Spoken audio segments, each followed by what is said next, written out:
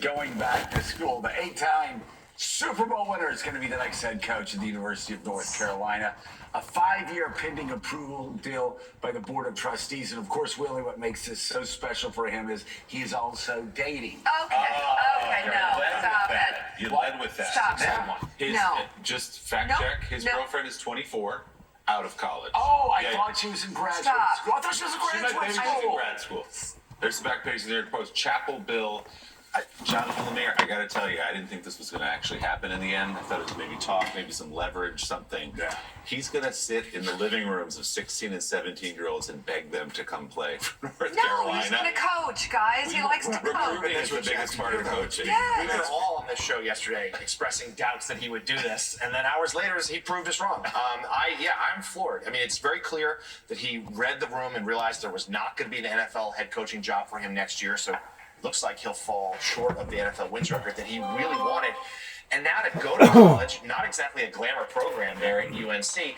And look, I'm sure the on-the-field X's and O's, he'll do brilliantly. Yeah. But he's not exactly and I love Bill Belichick, the warmest and cuddliest figure. It's hard to imagine him in the living But rooms. you know what, though? I mean, Nick Saban. Sounds like exactly what Everybody's college thinking, hey, needs. why don't we make But is he- Thanksgiving dinner a little bit livelier and bring over Saban? No. I mean, I'm sure he's talked to Nick Saban a good bit. How do I do this? What do I do? And think about it if you're Bill Belichick. You're like one of the greatest football coaches of all time. And your own, who I love. Let's go on forward here. I ain't worried about sports. I'm just not a sports person. My sport is survival.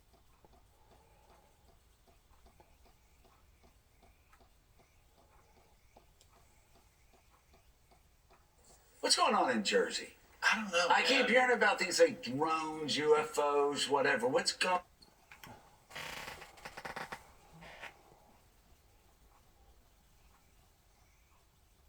All right, let's listen to this.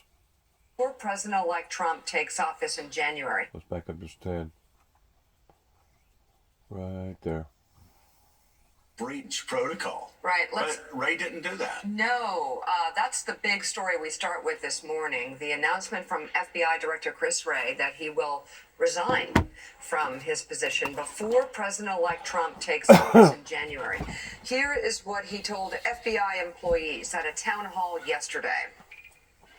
After weeks of careful thought, I've decided the right thing for the Bureau is for me to serve until the end of the current administration in January and then step down. And in my view, this is the best way to avoid dragging the Bureau deeper into the fray while reinforcing the values and principles that are so important in how we do our work. The decision comes as Trump vows to replace Wray after the inauguration, selecting loyalist Kash Patel to take Wray's job. Patel, of course, promised last December, about a year ago, that he would be part of the next Trump administration and go out and arrest journalists and either go after them civilly or go after them criminally. He also said he would shut down the FBI building on day one and turn it into a museum for the deep state. Trump has signaled he would likely fire Wray upon taking office if Wray did not leave first. Trump has accused Wray, without evidence, of allowing his role to be politically weaponized by the Biden Justice Department. A senior FBI official tells NBC News the current plan is for Wray to stay on as director until January 20th, when the new administration takes over. At that point, FBI Deputy Director Paul Abate will be named acting director and will stay in that position until a new director is confirmed. Wray's resignation means he will not serve out the 10-year term to which he was nominated by then President Trump in 2017. All right, so David, we either have 10-year terms or we don't have 10-year terms, and it seems with Donald Trump we don't have 10-year terms. Are you surprised that Wray just backed down and didn't make it more difficult for Donald Trump? Ken Delanian, who covers the Justice Department for NBC, he heard from one source that Wray thinks this will be better for the FBI, that there's a chance Trump will attack the FBI less if he steps away. Some might say that's naive, but that fits a pattern of Ray trying to keep a low profile and not getting in public fights with people. And we'll see. The real danger here, and the main thing I want to talk about is, I talked to a half dozen current former FBI officials. They are vastly more worried about Kash Patel as FBI director than Pam Bondi as the attorney general Right. at the DOJ. That it is the most powerful law enforcement agency in the country. He's got a very conspiratorial worldview. They question his competence also in terms of just fighting crime and protecting the country. So they see him as one of the most dangerous cabinet picks that Trump has. Well, yeah, I mean, you know, we say this about Pete Hegseth all the time about the DOD being the most important bureaucracy as far as the large bureaucracy, as far as America's national security. As Mike Barnicle said on Way Too Early, this is the premier law enforcement agency in the world. And so you put somebody up there who's not prepared to do it, even putting aside the fact he says he's going to shut down the FBI building on day one and he's going to arrest journalists. I mean, it's hard to just say, oh, well, let's put that to the side, that he said he's going to go out and hunt down journalists, right? Even with that to the side, he's illegitimate, like Hegseth, like Gabbard, to run these massive agencies. Let's bring in right now NBC News and intelligence correspondent Kim Delaney, and also congressional investigations reporter for the Washington Post, Jackie Alamone. So tell me, Ken, why did he quit? Why did he announce his resignation instead of staying in there and saying, I've got a 10-year term. If you're going to fire me, you're going to have to fire me. Yeah, Joe, you laid out the stark choice that was in front of Chris Wray. As soon as Donald Trump announced that Kash Patel was his pick, without commenting on the fate of the current FBI director, Wray knew that essentially he was either going to have to force Trump to fire him or find some graceful way to bow out. And at the end of the day, and they wrestled over this, I'm told, at the end of the day, they came down on the side that it would be more traumatic and painful for the FBI and worse for the country if Wray did what you suggested and forced Donald Trump to fire him. Because, look, for example, Charles Grassley, the chairman of the Judiciary Committee, issued a tendentious letter a few days ago accusing Wray of all manner of crimes and sins, essentially saying that the FBI was a disaster under his tenure, and made charges like the FBI sat on bribery allegations against Joe and Hunter Biden, which has been completely debunked. But it's one thing for Charles Grassley to say things like that. It would be another thing for Donald Trump to do it as president in, say, a letter made public throughout the world announcing why he was firing Chris Wray. That's the kind of thing they were concerned about. Now, as you said, and as David explained, there are a lot of people out there who think that this is a strategic mistake, and it's really in keeping with Chris Wray's profile over the years of trying to avoid these fights, of trying to keep the Bureau out of these partisan battles. But the result of that has been the Republicans have relentlessly pummeled the FBI for 7 years when Wray is on the Hill and other times made baseless charges that the FBI has been politicized. And the FBI has done very little to push back against that. And as a result, you have only 40% of Americans, recent polls, have confidence in the FBI, and 23% of Republicans. Now, the FBI believes they couldn't win that fight, that there was no winning in getting up there. And Wray did try to push back occasionally in hearings where he said, at one point he said it was insane to assume that he was biased against Republicans, given that he's a lifelong Republican and was appointed by Donald Trump. But at the end of the day, he decided that staying in and making Donald Trump fire him would really be painful for the workforce, which still many of them have not gotten over the traumatic firing of James Comey in 2017. But what it would have done, as you suggest, it would have underscored to the country that this was yet another norm-shattering moment, that this is the second FBI director that Donald Trump has pushed out short of a 10-year term, really sort of making a mockery of the idea that the FBI director should be independent and should serve independent of presidential cycles, guys. So, David, Director Wray, as Ken just reminded us, was appointed by Donald Trump in 2017 when they fired Jim Comey. He is a lifelong Republican, was lauded by Donald Trump at the time. The accusation Donald Trump makes and made again in his response to this news yesterday is that Chris Wray is responsible for the weaponization of the FBI. The Justice Department was weaponized. Chief among those accusations is that they exercised a lawful search warrant at Mar-a-Lago to get classified documents that had been hoarded at the beach club after months and months of attempts by the National Archives to politely get them back. So that's the argument for weaponization. Now what you have coming in is explicit weaponization if it is in fact Kash Patel. No wink and nod, just saying, I'm coming in, I'm loyal to Donald Trump, to go after his opponents on Capitol Hill, in the press, go down the line across Washington. So this is a case where the guy who's coming in next, potentially, if he gets confirmed, will actually use that department as a weapon. Yes, and the 10-year term is a reflection of history first. This is to get away from J. Edgar Hoover, who for nearly 50 years fed dirt to different presidents, 4 Republicans, 4 Democrats, and weaponized the department. So in the 1970s that ended. We've had a good 40, 50-year stretch where that stopped. Kash Patel, I'll go back to his book, Government Gangsters. There's a list, again, of 60 people in an appendix that he says are part of the deep state. They're Republicans. Pat Cipollone, Trump's White House counsel, is part of a deep state plot with Hillary Clinton and Jim Comey. So he is coming in and I mean, it's just so absurd. It's just so preposterous, and yet you have Christopher Wray backing out to make it easier for him to get in there. This is the fear, is that it's a very conspiratorial worldview throughout the book. He exaggerates his own achievements and his own experience, and it serves this political messaging that Trump likes to hear, and part of it is performative. Right. Does he really believe it or not? This is sort of how you get ahead in that inner circle.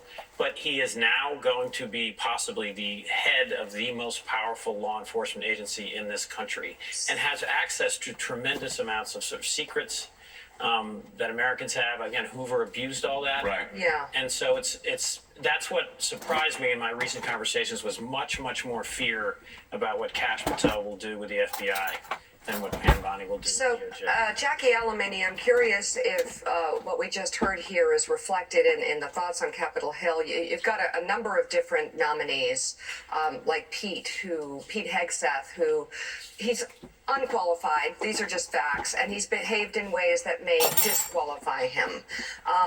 And there are just questions in terms of his basic ability to do a job. Then there are nominees or ideas like Kash Patel and Tulsi Gabbard. These are people who have outwardly engaged or spoken in ways that are dangerous to American democracy. If I've said that right, are Republicans showing that they are aware of this distinction and that they are aware of the dangers at stake? Yeah, Mika, well, there's actually sort of 2 tracks of mind going on Capitol Hill right now, according to the number of people I spoke to yesterday after the news of Wray's resignation. One of them being the nominations track going on, but also the fact that this news comes on the tails of the Justice Department Inspector General announcing that the Trump administration had previously used concerning and surreptitious tactics to monitor congressional staffers and 2 Democratic lawmakers and obtain their communications. That there is very clearly a precedent here for Trump abusing some of the vast powers of surveillance that the Justice Department has, and as Kash Patel has basically clearly stated that he plans on doing. We know that there were 43 congressional staffers whose communications were monitored as a part of investigations into who was leaking potentially to reporters during the Justice Department and the FBI's investigation of Russian interference in the 2016 election. And this is something that was top of mind for many of the staffers that I spoke with yesterday who flagged this Inspector General's report. But in terms of the nominations, these things all sort of feed into one another. Kash Patel is someone, as is Tulsi Gabbard, who have kind of flown under the radar and sort of sailed through the process so far as a result of all of the scrutiny that's been on Pete Hegseth, whose nomination for now has been relatively stable. We saw a number of non-committal statements about the candidates meeting with Republican senators throughout the week this week for one-on-one meetings. But right now, other than the usual suspects, Susan Collins, Lisa Murkowski, and Mitch McConnell, there was not a lot of opposition to these people. There are some sort of milquetoast concerns, especially about Tulsi Gabbard, but not about Patel for the reasons that we're talking about. So, I talked to a Trump transition official last night who says that they're really not concerned with many of their nominees at the moment, and feel like their approach, especially with Hegseth, of fighting his detractors, has really been effective? Well, it depends on who you talk to in Trump world. The ones that you know are leaking to reporters, we got this, we're going to reduce their political bones to dust if they stand. Those people are saying, oh, we got the. You talk to actual senators and people close to them, they will tell you there's still 5, 6, 7, 8 that are pretty hard nosed. It is interesting that there was a focus on Gates. Now there's the focus on Hegseth. Yesterday, Susan Collins, they did not sit around and hold hands and sing Kumbaya yesterday. Susan Collins let everybody know where she stood. She's going to go through the process, but she very pointedly says, I want to look at the FBI background check before making any decision. That was not a win. Maybe some of the people on their little podcasts can say that was a win today and scream and yell and flex their muscles. But I will tell you there's another problem. And that is, and the New York Times is talking about it right now, the land of sand and death.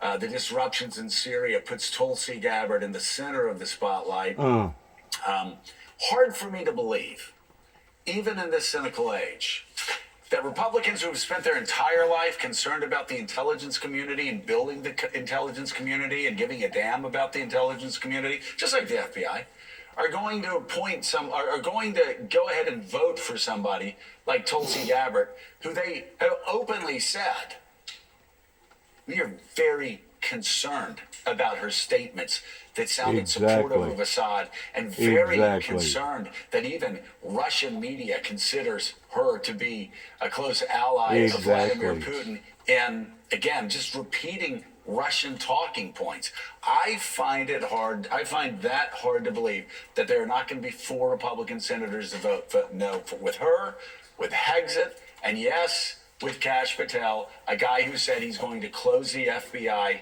on day one and that he's going to run around arresting journalists or charging them civilly. Yeah, certainly for Tulsi Gabbard, the spotlight on Syria, not helpful to her chances here. She just, even over the weekend, was again featured on RT, the Russian propaganda television network, in a supportive way. As far as Patel goes, I was talking to someone in Trump world yesterday who was gleeful about Wray's decision to step down. Like, just gleeful. Like, we don't have to spend any capital fighting him. This is another sign that we've intimidated Washington. We're breaking the process. And in this case, they're right. We don't know that will be the case for all of their nominees, but they have managed to avoid this fight with Wray. Though I do think that now that Wray is stepping aside, there will be more scrutiny on Kash Patel going forward. He's managed to avoid the spotlight to this point, Ken Dilanian, but that's going to shift now with more focus on him. So my question to you is, as someone who covers this day in and day out, we know, Joe went through it, we know what Kash Patel has promised to do were he to be confirmed. Will there be people in the FBI who will carry out his orders? Will there be resignations, or will there be loyalists, people who will say, I will do that, even if it's morally or legally questionable? I don't think there are going to be very many people inside the FBI who are willing to carry out illegal orders, when you put it that starkly, Jonathan.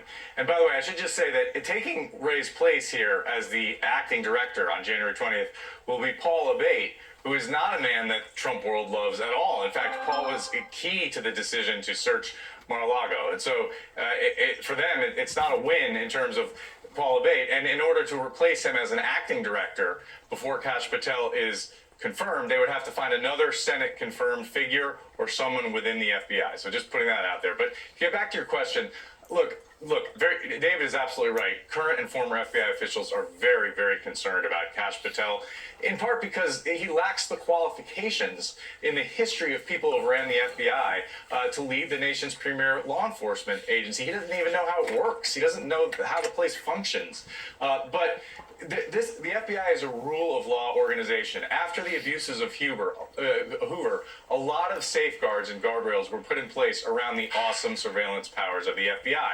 And in order to get around them, you have to do a lot of suspect things that are flagged along the way. I mean, there's the reason an FBI lawyer went to jail for lying on a form in the Carter Page 5 situation is because there was a paper trail there. There are layers and layers of oversight and review of these surveillance applications. So look, there are MAGA FBI agents. There are people inside the FBI, many people who support Donald Trump, but there aren't a lot of people, I would argue, willing to do things that are outside of their oath of office to fulfill some political agenda. And if Kash Patel tries to order people to do that, he's going to find that on the front page of the major newspapers very quickly. Does that mean he can't make mischief? Absolutely not. There's a lot that can happen behind the scenes, but I'm more optimistic than maybe some other people about that the guardrails can hold in an institution like the FBI. Right. NBC's Kenny Delaney, and thank you so much for your reporting. This is the thing I always explain to politicians, especially politicians that are going into the White House or people that are going into the White House. The intel community is going to get you coming, and they're going to get you going. You could talk to George W. Bush about that during the Iraq War. You know what? People that, it was like split. Half of the CIA agents who are against it going, oh yeah, this yellow cake stuff, that's bullshit. And it would be linked to the New York Times. You know, Barack Obama's targeting people like himself personally. That gets leaked to the New York Times. Like there's a split in the 2016 campaign. And this is what's so wild about the whole idea. Oh, it's politicized. It's for this side or it's for... No, the New York office, you know, they were against Hillary Clinton. They didn't like Hillary Clinton. We knew that during the 2016 campaign. The D.C. office didn't like Donald Trump. And Donald Trump got elected the first time because James Comey, after not indicting Hillary Clinton, decides he's going to hold a press conference and say, yeah, for the first time, by the way. Yeah, she's not guilty, but oh, she's politically guilty, which was just an outrageous norm. And then 10 days before the election, we know exactly what he did. The FBI screws up on both sides. They're politicized on both sides. You can look at James Comey and look at the mistakes that he made. Ask the Clintons today about what he did and how he elected Donald Trump. You look at what happened afterwards. This Steele dossier, which we said from the very beginning was nonsense. They're doing the Steele dossier, the Carter Page FISA apps. They screw up. They're human beings. But there are people who like Republicans in the FBI and who like Democrats in the FBI. And the Trump world running around saying what they're saying. It's just absolutely ridiculous, Willie, because they have short-term or long-term memory loss. They don't know what it is now. It was the FBI. It was James Comey who gave Donald Trump basically a life raft to paddle ashore and win the election 10 days before. It was over until James Comey did what he did. I think you might have heard about that from Bill Clinton a few days ago. I sat did. down with the president. I did. That lingers for obvious not reasons. Forget. No, they do not forget. For good reason. You know, and there's another interesting element to this, which is a little bit of blowback on the pressure campaign that's being brought on Senate Republicans. So you have people like Lisa Murkowski coming out of those meetings saying the calls we're getting, the pressure we're getting from Trump people are not appreciated. She's saying politely what I think a lot of senators are saying, which is back off. We have an advise and consent role here. Not all senators, obviously, a lot of them will go along with whatever Donald Trump tells them to do, but you have Heritage putting up ads saying we're going to primary you unless you vote for all of these people. You're getting pressure from outside podcasters. They haven't tried that with Lisa Murkowski, right? Yeah, that didn't work too well. And by the way, don't you still have ranked choice voting in Alaska? Yeah, so actually taking the middle ground and being responsible actually pays off there. But yeah, and also Tom Cotton running around going, I am the enforcer. You all better vote for every one of these people. Do you know how well that plays with fellow senators? What do they say about fellow senators? Everyone looks in the mirror and what do they see? The next president of the United States. So, you know, they don't need Tom Cotton running around playing enforcer. And people that in MAGA world that are going, oh, we've got Tom Cotton on our side. He's yelling at all the other senators. You just sit there and look, where are these people from? Right. Because that's not how we in the House call them the House of Lords for a reason.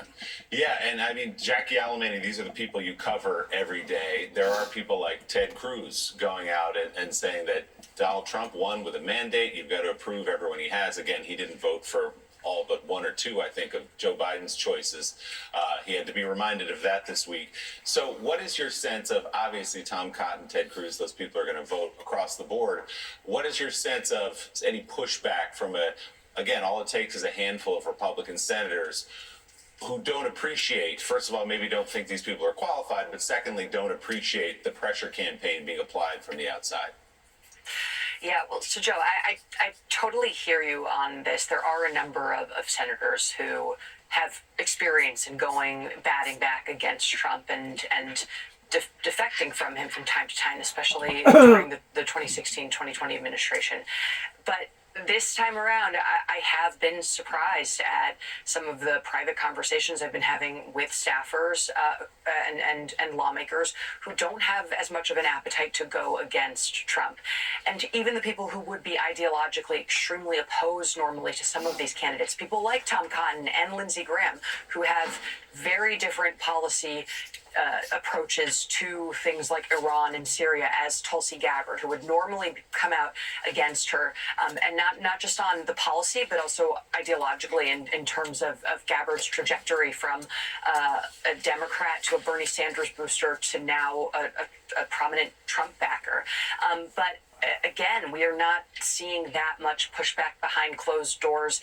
Some people have sort of suggested to me that this is going to be akin to the Brett Kavanaugh hearings, where maybe there'll be some opposition and questions and performative grandstanding raised throughout the nomination process, but that ultimately someone like Susan Collins is going to go along with it, someone who's up for election, by the way, in 2026. But Tom Cotton tweeted a few days ago, as you sort of alluded to, that of the 72 cabinet secretary nominees since the Clinton transition, only 2 nominees have ever received no votes from the president-elect's party. And this is a message that is being circulated amongst staffers and between transition officials and staffers.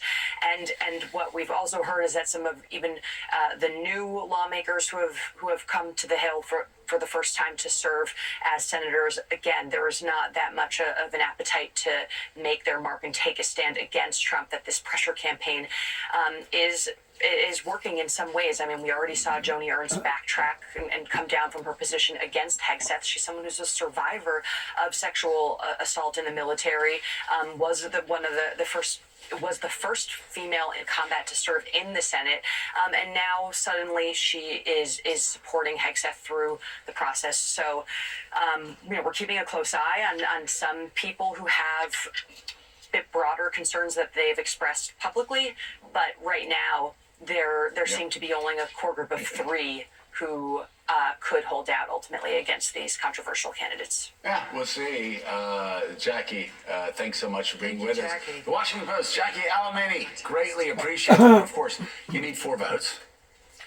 And by the way, you can throw precedent out the window when you've got one guy who has said, once he's FBI director, he's going to shut down the FBI and arrest journalists. You got another guy that has absolutely no management experience except running 2 veterans organizations into the ground, and his own mother says he's a serial abuser of women. She retracts it, but it lines up with accusations before, during, and after the letter. And you can go down the road with all of these other picks. You know, I am reminded, though, I wanted to ask you about this, David Rohde, because obviously we hear these things and we expect the worst. Rightly, we should, I'm a conservative, so I always prepare for the worst, hope for the best. But Ken Delaney, very interesting. Willie asked Ken, hey, are these people are they going to follow through on this, knowing that they could be sent to jail? Was it you, Lemire? I wanted credit for the question. I will give you credit for the question. He goes like this. And Lemire, I say that it's Willie, and he goes, God, it was my moment. That's not quite what happened. Wow. Is that what happened? I kind of felt it. It was a thought bubble. Credit to Joe. Well, Jackie, Thank you. you notice Jackie called. Well, that's Willie why I was Joe. which I took as And this is what he went. He went just like that, and he kept going. Yeah. Anyway, so Right. where was I? So Johnny, so David. So it's very important to remember these people that are in the FBI. They actually know what the law is. They can actually look around and see what's happened to people that haven't followed the law, that have followed what, part-timers. That's, after all, what bureaucrats call, a lot of them just call these people, they call them Christmas help, because they're here and they're gone. You look at somebody like Rudy Giuliani and how his life has been destroyed by telling lies about people, spreading conspiracy theories. And I'm just wondering what your thought is.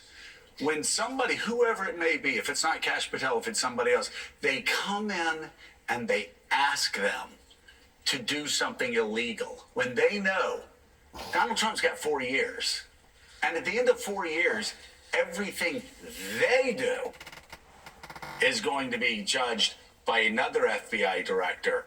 And it reminds me of what Milley said to Kash Patel at the end of the first Trump term. He said, "You don't want to go to jail. That's some bad, whatever he said it was. You know, I don't swear on TV, so, but that's kind of the attitude that a lot of these old timers have. And I'm just wondering your thought. Are there going to be people going, yeah, he's the FBI director today. You don't know who the next FBI director is. You do something illegal. You may think you're sending somebody to jail, but you're the one who will end up there in the end." I first want to say that is a great question. The best question that's come this morning, Federer. Thank you, John. Take a walk. In other words, the servant becomes the master. Hidden in plain view. Trick of the hands.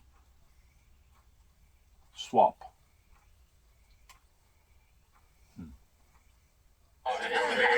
Sorry, on a less fun note. Yeah.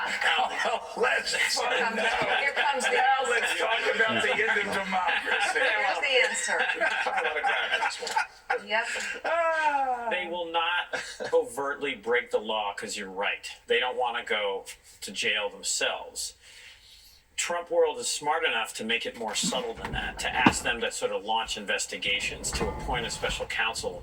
This is about two things: intimidating people, Right. investigate the investigators. If you dare investigate the second Trump administration, you will be investigated. You will be ruined. And the second thing is rewriting history. It's all about Donald Trump. I mean, the broad narrative here is that there was no need for any kind of investigations of January 6th and his role in January 6th. There was no need to investigate him holding dozens of classified documents at Mar-a-Lago. He had his lawyer present the FBI and the DOJ with a signed affidavit saying, here are the last, 30, 35 documents. This is it. Then the FBI and the DOJ got surveillance video showing that they had moved around all of these boxes in the days Right. before they came to Mar-a-Lago. So these folks, many of whom I've talked to in the FBI and DOJ, felt they had to carry out the search to uphold the rule Well, of but law. by the way, the FBI kept asking. Everybody kept asking for those boxes. So for people to go, "Oh, this is horrible," they just showed up one day at my home and they started. No, they continually asked for it. Politely. This is what I wonder also, David, and I just throw this up into the whole table. The evidence in that case is so bad. When you look at what the IT director said, when you look at what the maintenance people reportedly said, he wanted to flood the pool to destroy documents. There's so many people on the inside testifying. I really do wonder, do they want to lift that rock? Do they want all of this evidence pouring out on the front pages of the New York Times, the Washington Post, the Wall Street Journal, you name it, in the first months of their administration or even halfway through the administration? Because it's one of these things, like, the old saying, I heard a preacher say it a couple years ago, when your plan calls for revenge, bring 2 shovels. One for the person you're going after and one for yourself, because you're going to end up burying yourself. It's relitigating the past. And I think there's some Republicans who worry this is a waste of political capital.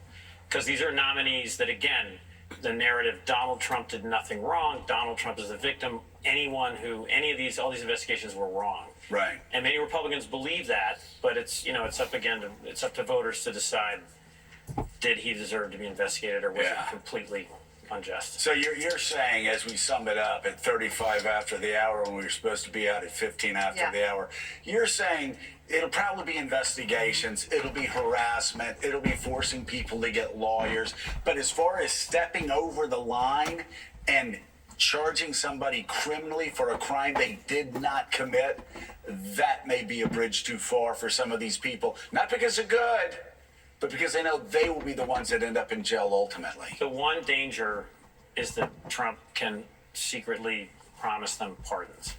Right. This is the, we have That's a big more- danger. That's a big danger. And the Supreme Court, this sweeping immunity decision, more and more presidential power is dangerous in the long term for this country. I'm a journalist. I love transparency. I want to Right. see three branches of government co-equal fighting each other and leaking, hopefully, to us. Yeah. So this is the danger, is that all this power in the presidency, Trump now and future presidents. All right, NBC Before News we go to national break, security Mika, editor David Rode. Can we validate Jonathan Lemire? Can you validate him? Downer Road. Oh my God. David, I speaking know the it. truth, Rhodes. God, no, that's right. Great point. All right, still ahead on Morning Joe. Some of President Biden's top aides are in the Middle East this morning in an effort to ensure a smooth transition of power in Syria.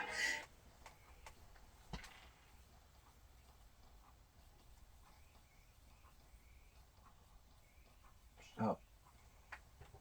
New All right, Jersey. 39 past the hour. Little green man inside, taking Okay. those shots for you. Thanks, Chopper. Here's the story Four. we mentioned at the top of the show. Several mysterious drone sightings across the state of New Jersey. The FBI is investigating the matter, and now the Pentagon is even weighing in. I ain't worried about all that.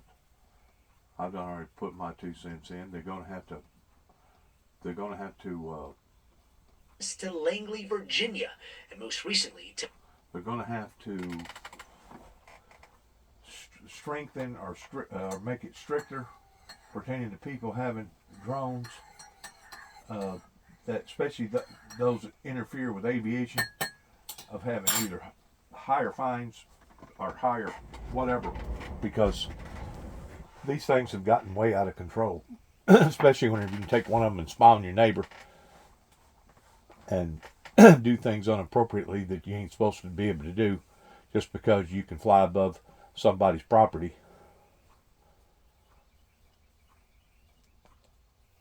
the arsenal in New Jersey. The Pentagon says there is no evidence the drones are coming from a foreign adversary, but lawmakers on Capitol Hill are demanding answers from the FBI. I don't have an answer of who's responsible for that, of one or more people that are responsible for those drone flights.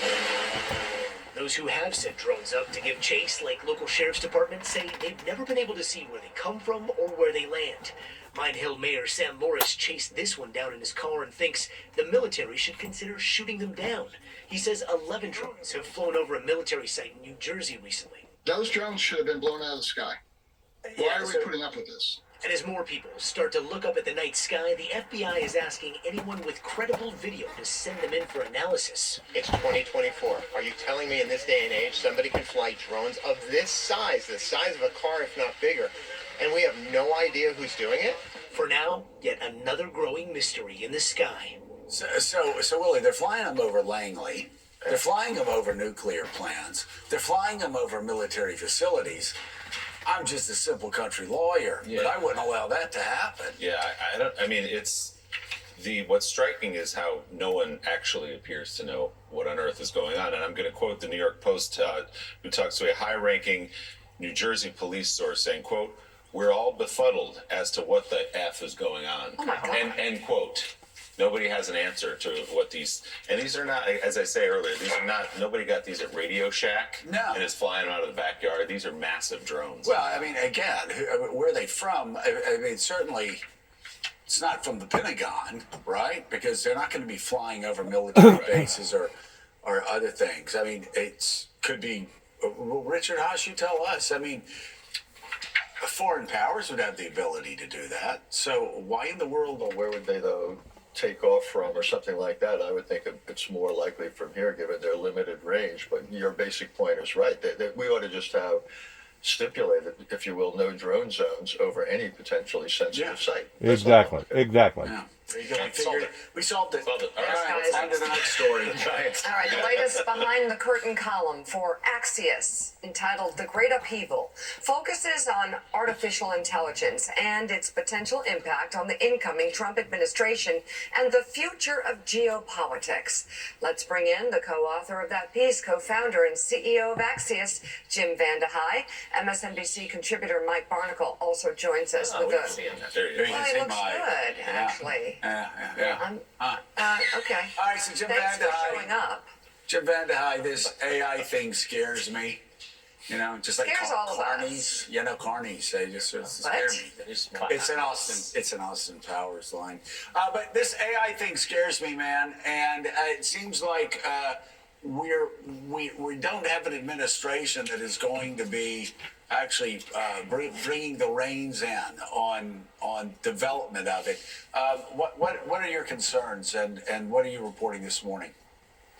Well, I think it goes beyond AI, but I think AI sits at the center of it, which is if you think like most viewers probably feel pretty disoriented and like feel like there's a lot of change. There actually is, because you simultaneously have massive change happening in how we get information, how we govern ourselves, businesses, and then geopolitical relationships. Very rarely in history do those four plates shift simultaneously. And I do think you put your finger on it. I think AI sits at the center of a lot of this, given that almost every business is thinking about how to apply this. Your biggest technology companies, some of which are the size of nation states, are investing collectively hundreds of billions of dollars to will it into existence. And then you look at Trump and you look at the relationship with Elon Musk. They want this government and they want AI to be an accelerant of these technologies, which will hit not just new like ChatGPTs. It will affect how you create data. That's why you see these data centers opening in a lot of cities. And energy, they require and eat an astronomical amount of energy. So you need to produce more of it domestically, which will reorient the entire domestic energy system that we have today. And so that's huge. And I think the people that are at the table often stand to benefit from it, right? Like Elon Musk has big pieces of this. He has his own AI company that he's raising money for and that he's helping fund.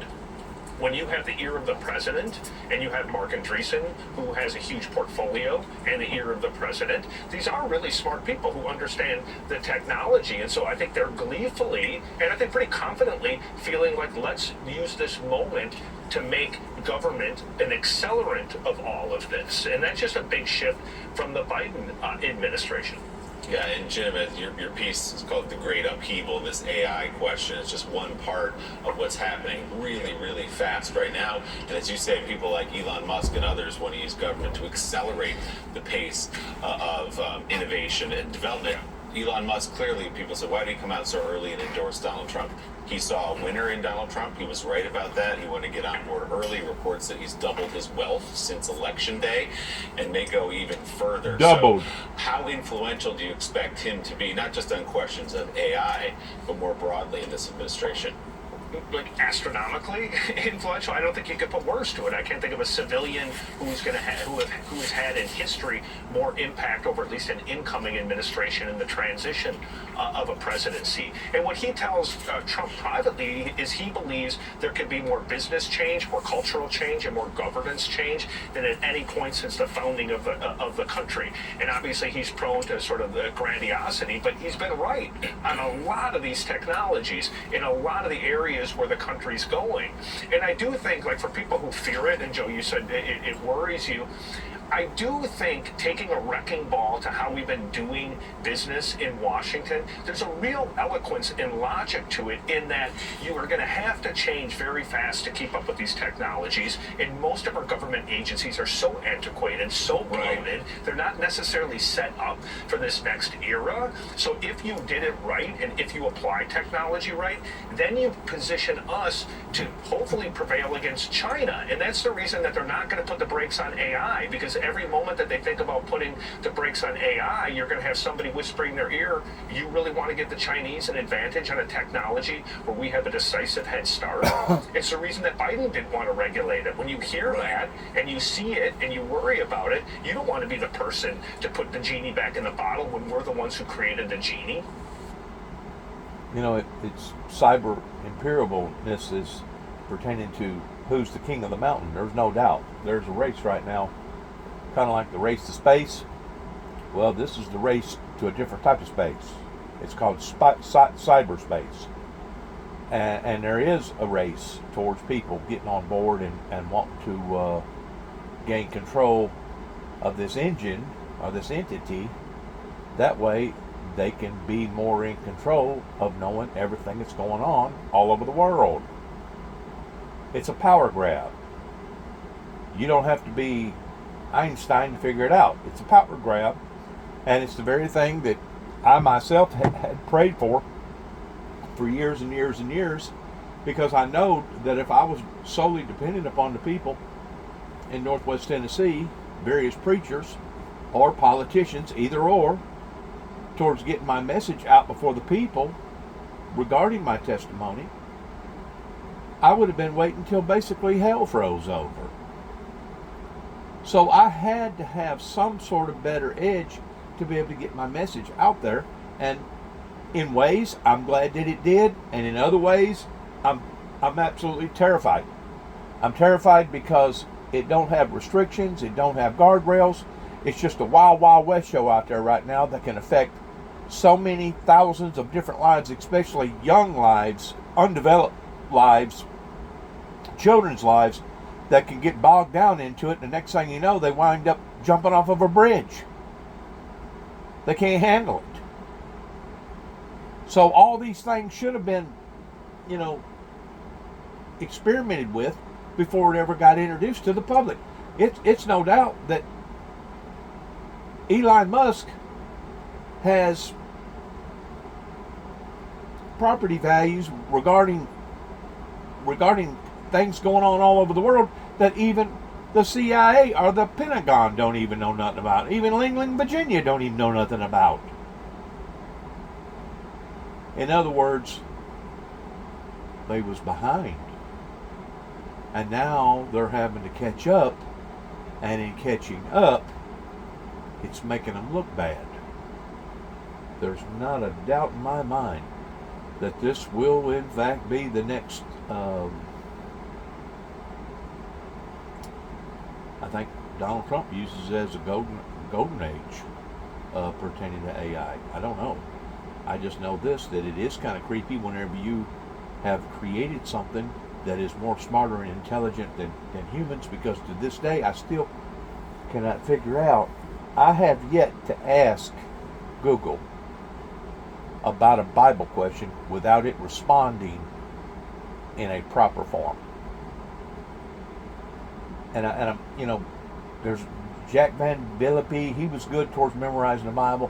I know quite a bit about various scriptures in the Bible, but I'm not that good to the point that you can ask me a question about the Bible and I can tell you chapter, verse, what book it's in, and if that don't work, I point you to another book or point you to another Bible that explain it even better. I've never seen the intelligence like this, and to be quite honest with you, it is kind of creepy in a way, because whenever the servant becomes the master, right now we're the master to AI. But one day, if it flips, and I think that it will flip, I don't know when, but one day whenever it flips to the point that the servant becomes the master, then what is the master going to require or request? That's the $64,000 question. And also, I wanted to throw something else out there that I've recently heard about called the maid. I don't know if anybody has heard this regarding the maid. Whenever I first heard about the maid, I thought, well, maid, that's a good thing. I mean, everybody needs to have a maid. If you can afford somebody to come in, clean your house, and take care of different things, ain't nothing wrong with a maid. No, this is a hospice maid, to the degree that if you feel like that life is over with for you, regardless whether you're elderly, regardless whether you're sick, regardless whether you was involved in a major accident or whatever, basically come in and give you a shot that'll basically put you into another world pertaining to your death. It's called there's another name for it. It's not genealogy. It's another word. I'll think of it in a minute. Euthanasia. It's another word. Euthanasia is the word that I'm thinking about. That basically they've already done practice that in Canada, and they've already done practice it also in other countries. That, once you get to the point that you realize that you're no longer effective and you're more of a burden or a liability than you are an asset, well, you just call up the maid and the maid to come out, take care of the business, and then you'll have the pooper snoopers that could come in behind it and pick your body up and do whatever needs to be done. Regardless whether you got, plans of being buried or cremation or whatever. These are all plans in the future, and people need to pay attention to these things, especially the young people, because, I kind of sniggered and laughed myself whenever they told us that computers was going to rule the world one day in the 3rd and 4th grade. I think by that time it was already in the early 70s, or right around the early 70s. But they told us that computers was going to rule the world, and today, who do we see running the world? The geeks and the computers. Basically are running the world. So these inventions are going to only become that much more inventable. In other words, they're going to become even smarter. To the degree that, yes, one day I truly believe that there is a storm coming, and it won't be a country storm, it will be a planetarian storm pertaining to, going back to the original movie of The Terminator, to where, once more, the servant becomes the master. That is a scary, eerie thought in thinking that one day, instead of us controlling it, it will be controlling us.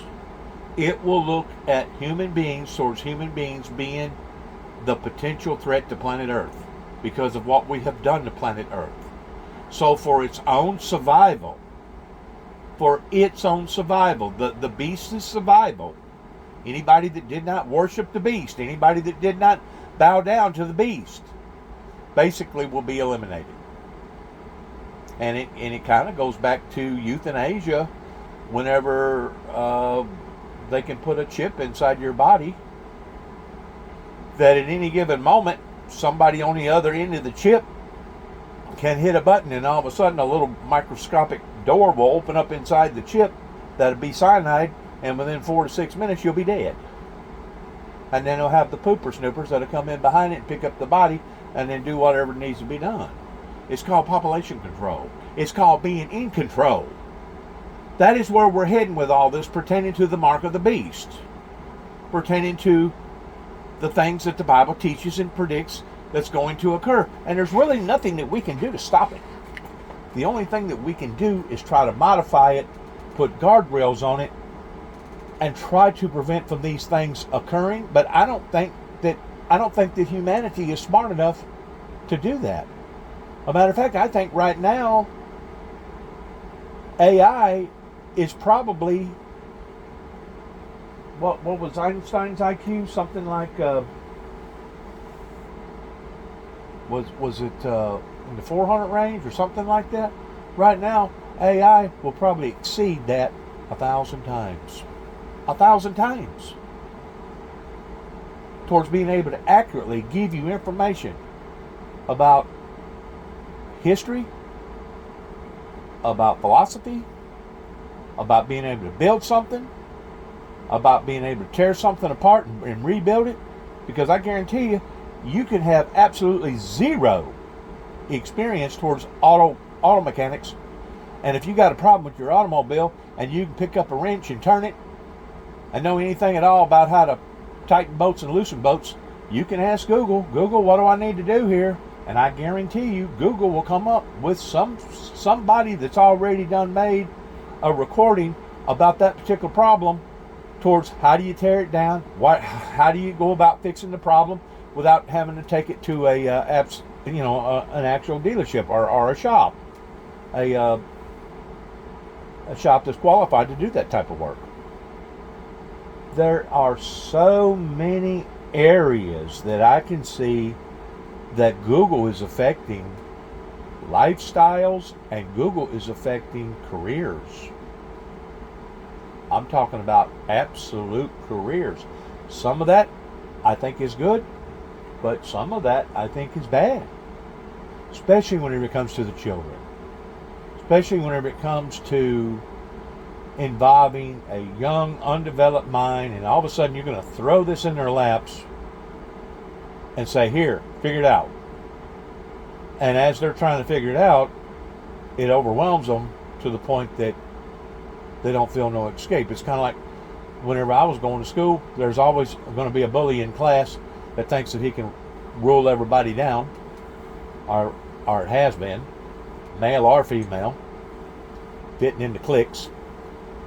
And whenever I was going to school, at the end of the day, whenever the last bell rung, you put all that stuff in behind you. You go home, you do whatever heck you need to do towards home projects or home chores, and you don't worry about it till the following next morning. Today, that ain't the same case.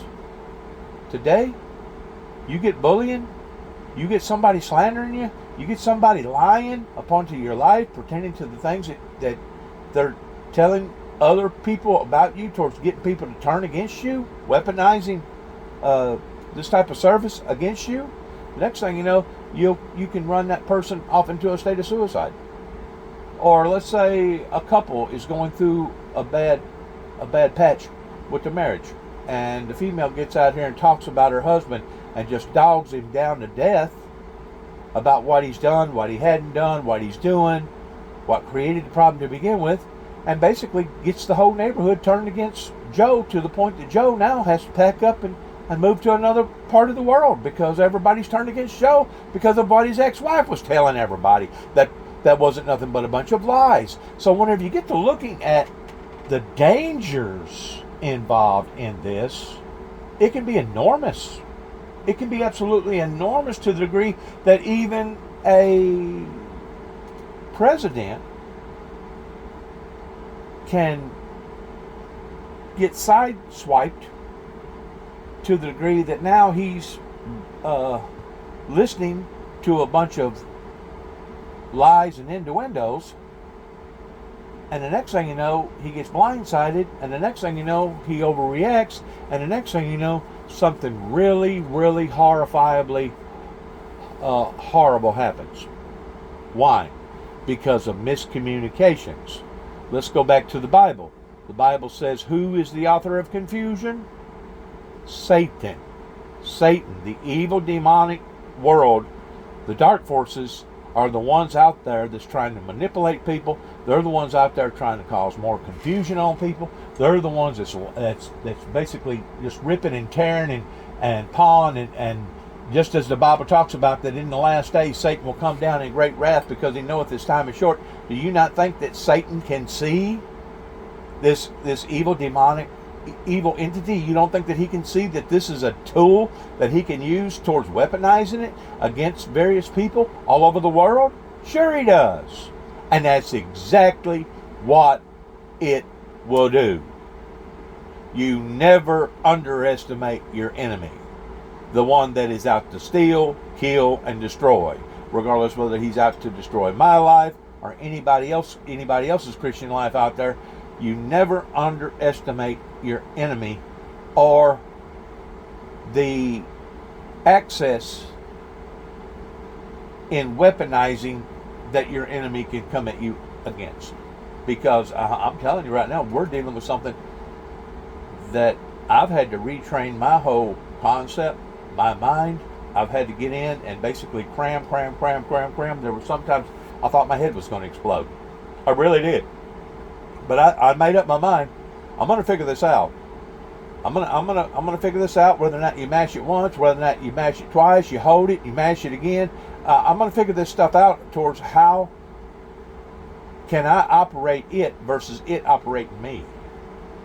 And there's lots of times, even to this day, I'm still bung-fuzzled. I still am in a learning curve concept whenever it comes to AI and the tools that are dispensable now pertaining to all these smartphones and etc. At least Florida, and I've said this before on some of my other work, at least Florida took notice of this real quick. And this was, give or take, around 2007 whenever I was down there. And I really took notice of it whenever I went back down there in 2013. but they had training schools to where they was actually teaching the elderly in how to operate their phones. I don't know if they had to pay for the classes. I don't know if the government was sponsoring these classes, but I've seen a whole lot of people going to these classes and being able to operate AI. And that's a good thing, that the state cares enough about your citizens that it's willing to go above and beyond toward trying to teach your citizens how to deal with this, because you don't want them to be blindsided. You don't want them to put out information that could come back and haunt them. You don't want them to be overwhelmed to the degree that it drives them off into a state of suicide. Not if you care anything about your citizens. Well, that's always an argument, and you are right. The first thing they'll say is, really, you're going to give China the advantage here? And I will say also, I mean, we do have a bureaucracy across Washington, D.C. that's antiquated. I mean, we had reports that, you know, the Pentagon has computers from like the 1980s. It's just absolutely horrid. So, yeah, if we can update those, fantastic. But Mike, you look at the great upheaval, though, and we still haven't come to terms with what's been happening over the last 30, 40 years and why there is such great unrest in Middle America, where there's such great unrest in the upper Midwest. We had an industrial age that was hollowed out by globalization and the tech revolution. So we became more productive with less workers.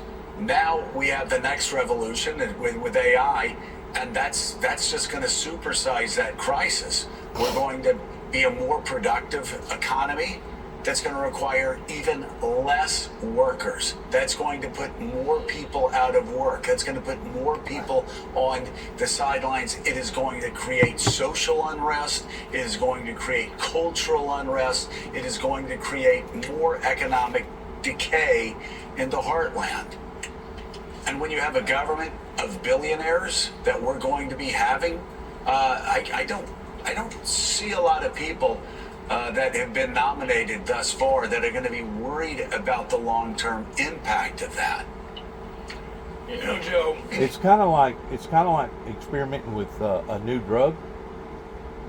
By law, the way I understand the drug cultural law pertaining to the pharmaceutical laws, they have to test and retest and test and test and test and test and retest before something like that ever gets introduced to the public.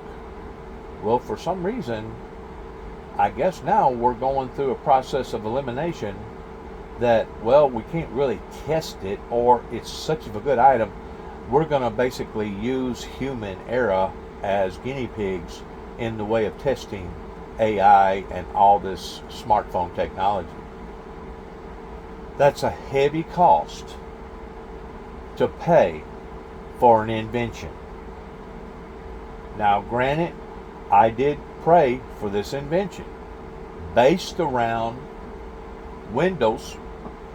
I'm pretty well sure that it was before 9/11 that we did have a home computer in the house, and there was a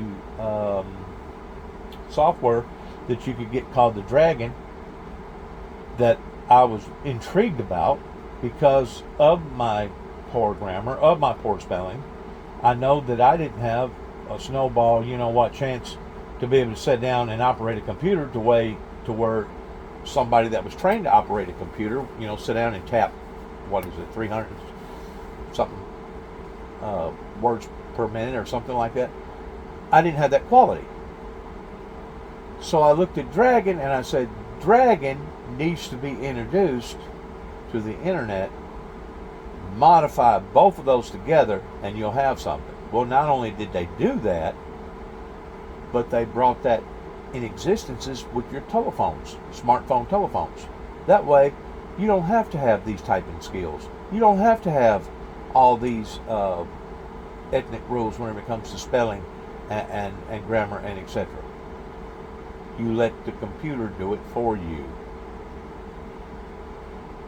I didn't realize that they had this app that you can take a picture of a tree, a leaf, an item, a person, and it would tell you what that is all about.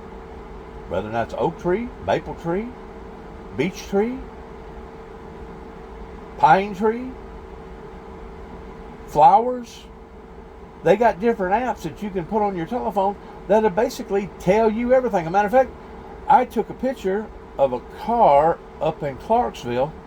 It had a wolf on the side of it, and everybody can recognize a wolf ordinarily, but it had some writing on it, and I took a picture of the writing on the side of the fender in front of the wolf, and I sent it back to my son, and my son dissected it real quick with his telephone. He said, well, that's Russian.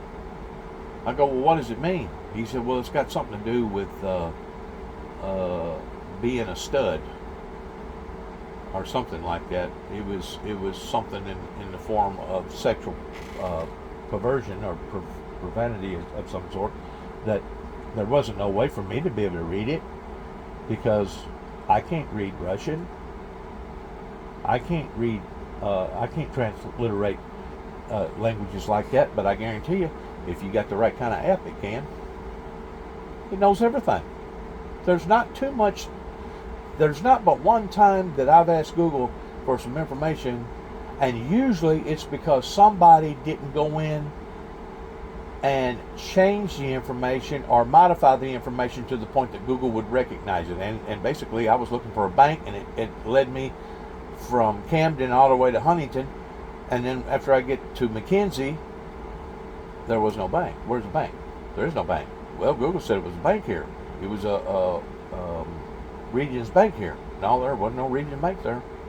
So I had to reinvent and go do something else to be able to draw some money out to be able to buy the purchase the item that I was going to purchase.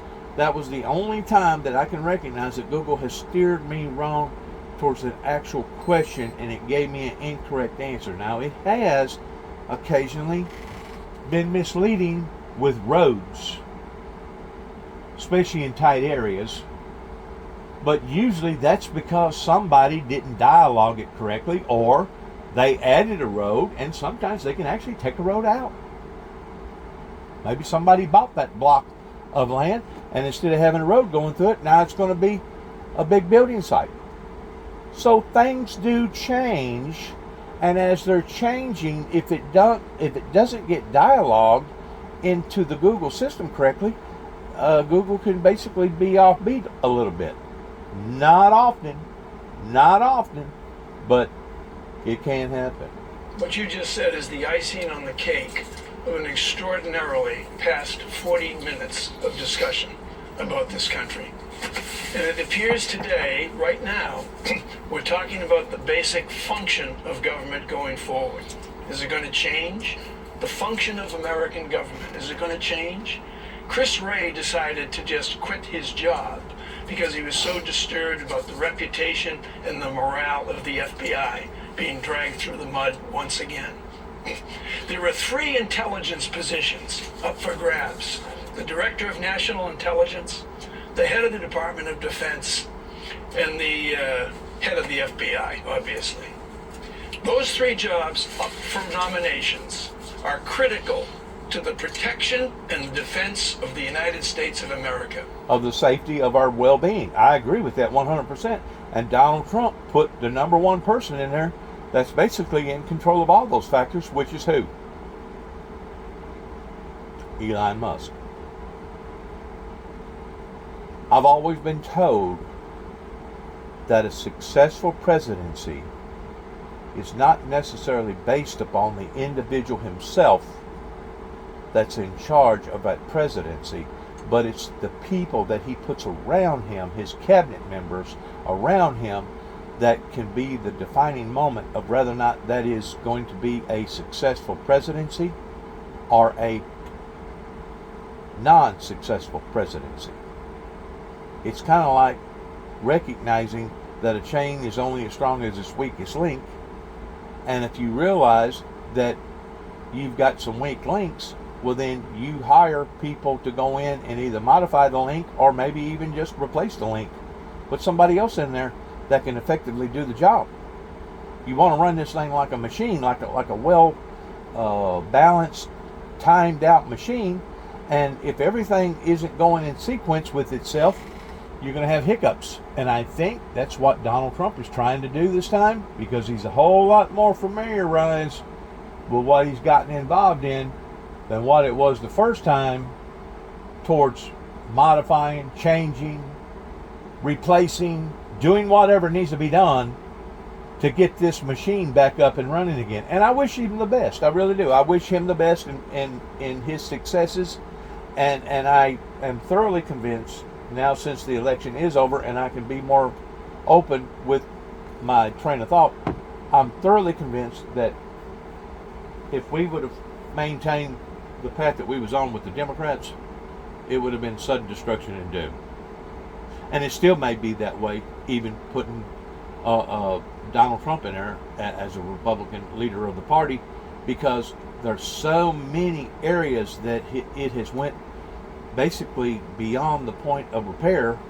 In other words, we've already went over the threshold of the Rubicon, and I just don't know that it can be fixed. And I really don't think it's going to be able to be fixed off of our favor. I think it can be fixed, but I think it's going to take a supernatural entity to fix it. And it's not going to be fixed overnight, because we didn't get in this trouble overnight. It took a period of years to get in the situation that we're in. And it's going to take, probably years to get out of the situation that we're in, to get over all the hiccups. But I truly believe that putting Donald Trump in office, especially since everything has unfolded the way that it has in the past 3 to 5 years. No, I don't agree with trying to stir up a bunch of people in an insurrection. But then again, I see the other side of it is that the people, the good patriots, wasn't actually trying to overthrow the system, but rather they was wanting to repair the system or replace the system. And that was the American way of basically crying out and saying, hey, we got a problem here. We got a problem here, and it needs to be adjusted. It needs to be fixed, because my children and my children's children and their children are going to have to be exposed to this. And really and truly, it was COVID that woke everybody up, because didn't nobody have nothing else to do with their time other than to sit around and listen to the news and watch national TV and etc., and got involved in politics, and they got to looking at, how many trillions of dollars are we in debt? 36 trillion, and they keep talking about wanting to raise the debt soon, wanting to raise the debt soon, going to shut the government down, going to shut the government down. These are all worrying factors that now suddenly a great deal of concerned American citizens has stepped out onto the playing field and said, what in the hell is going on here? Whenever it comes to tweaking or micromanaging what's happening. And that's the reason why, and of course if you add the internet, social media, AI, and all that pile, you've got a lot of stuff going on. I just put it that way. You got a lot of stuff going on. And yes, there is a power grab. It don't matter if it's Russia, it don't matter if it's China, it don't matter if it's India, don't matter if it's America, don't matter if it's Canada, don't matter who it is. There's a power grab towards people wanting to climb on board, pretending artificial intelligence, and be the leader of the pack, be the king of the mountain. And if a person can't see that, then they really are blind, or they just don't want to see it, because that's the direction that suddenly the world has been adjusted to, just basically within the past 15, 20 years. That's really now surged, taken off, and I still credit all these gizmos and gadgets pertaining to social media. I still credit that towards a big winning play that Donald Trump got on board with, that if it wasn't for social media, I don't think Donald Trump would have ever been elected the first time.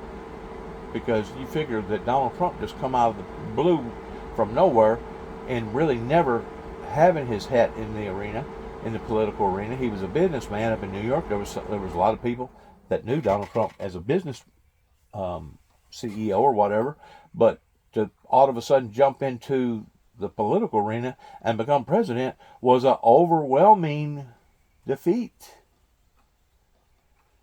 And suddenly, all of a sudden, the people that said, wow, how did that happen? And now all of a sudden, Facebook exploded and YouTube exploded and Twitter and all these other things it just exploded with so many activities going on. And now these different people is in control of these different engines are trying to catch up.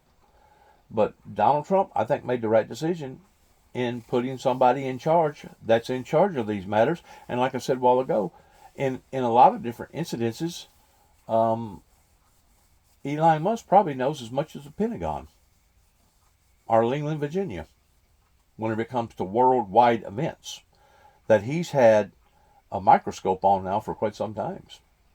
He basically got ahead of the people that we hire to take care of us pertaining to our safety and our well-being.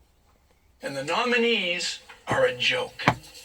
And they're about to be nominated, and it appears that the Republican Party and the Senate side will go along with the nominees.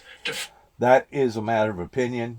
I want to explain something to you. I don't know nothing about the nominees. I don't know nothing about these people's backgrounds, but apparently it must have struck a good note with somebody because they're now nominees. But whenever somebody on national TV voices their opinion, you keep in mind his opinion is that these nominees are a joke. Okay, we hear your opinion. Now let's move on with what's really going on here, and let's see what's going to happen. But it's supposed to all be based around the benefit of our lives as sovereign citizens pertaining to safety and hopefully getting us out of this mess that we're in. That way we can become a productive, well-balanced country again. I've never seen us be sold out the way that we've been sold out in the past 20 years with all these retailers getting all this stuff from all these other different countries. I've never seen that. And that in and of itself is scary, especially whenever you get to looking around and you see all these empty buildings that used to employ 3 or 4, maybe 500 or 600 people. Some of them maybe even had 2 shifts. And now the building is still there, but there ain't nobody working in it. The building's still there, but ain't nobody working in it. As Donald Trump said, it looked like flying over in a small airplane. They look like tombstones. Big, gigantic tombstones where there was live activity at one time, and now it's dead. That's what Donald Trump is saying that he's going to bring back to America. And that's what America needs right now, is to mainstream and put our workforce back to work to where we can crank back up this engine and get it running again. We've been sold out. We've been sold downstream for the past 25, 30 plus years pertaining to what people have done or what they didn't do that they should have done. Donald Trump is in there recognizing these errors. So good luck to him. To further damage the function of government. You'd be surprised. Maybe the function of government needs to be changed. Have you ever thought about that, commentator? MSNBC commentator, have you ever thought about something has caused us to be $36 trillion in debt? We are on a unsustainable path. The trajectory that we are on right now is doom and gloom. So have you never thought about, well, maybe these things do need to be altered. Maybe they do need to be modified. Maybe the people in the Pentagon does need to throw away their 1980 computers and go and buy a new set of software and get online like everybody else. Quit your belly aching. You have failed. The old system has failed the American people. And not just monetarily, but in safety and growth and productivity and etc. Accept it. It needs changing. You know, one of the main changes that's going to happen is to guarantee a change, because I guarantee you, if you don't wake up in the morning with your feet hitting the ground running, you're going to be left behind. You will be left behind, and I think any predominant businessman or any entrepreneur out there will tell you, yes, things is constantly evolving. Things is constantly changing from A to Z, from the type of material that we put in a baby diaper to what type of formula that little Johnny or Sally needs to drink based upon 20 different selections of whether or not he or she is allergic to this or allergic to that. And some people actually get their milk from another country. Goat milk preferably, which is supposed to be the best. From car parts to learning a new perm to go in somebody's hair to nail polish on a lady's fingernail. Shoes change styles. The material that you put in the shoe changes. The quality of the shoe changes.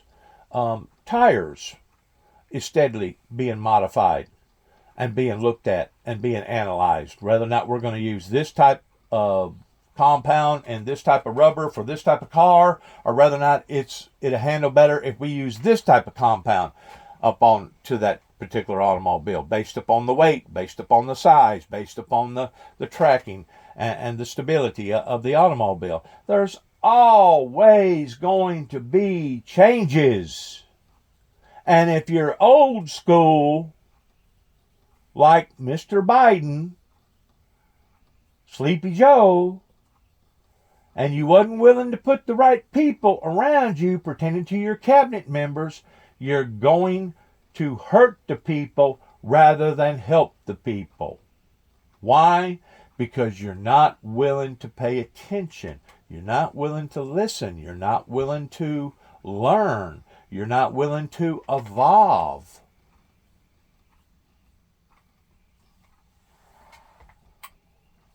That the number of Americans in this country who depend on the government, they don't think they depend on the government, but they do.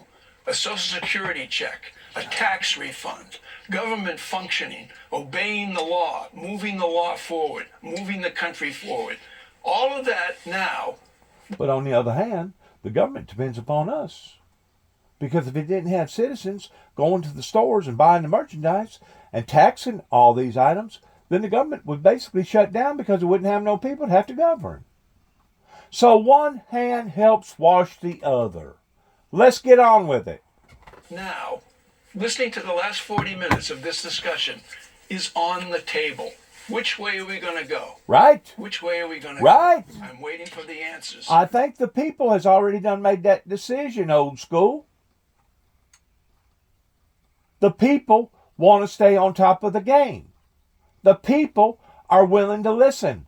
The people knows that the old system has failed, pertaining to a broken system. That was the main concept of David and me, my youngest brother, coming out here and putting the cross up out in front of our property and angling it to the side, indicating that the system had been broken. Because by and large, the cross was the system beginning in the Roman days, because that was the persuading concept that they used at that time to be able to govern bad people. That if you do bad things, this is what you can expect. We'll put you on a cross and we'll crucify you. Well, since then, methods has changed. We have evolved. And rather than hanging them in America, rather than putting them in a electric chair in America, in which all them things is still providable if that's what the people decides that they want to use that type of capital punishment for. But by and large, how do they take people's lives today? Through chemicals. You put stuff in their veins, and within just a matter of a few minutes, they're gone. Kind of like what I was talking about a while ago, that they actually can put a microscopic chip into your body that have a window in it or a door that have cyanide in it, that once they make a determining factor towards euthanasia, that you're no longer effective and you're more of a liability than you are an asset, somebody on the other end, don't know who it would be. I'm glad I don't have that responsibility, and I don't want that responsibility, because to me it's like playing God. But then again, so is your prosecutors that want to basically punish people, because if they do a capital punishment offense towards ending their lives, it's a dirty job. Somebody's got to do it. I'm glad it ain't me, but somebody's got to do it if you're going to maintain order, if you're going to maintain that balance. That's what I'm talking about.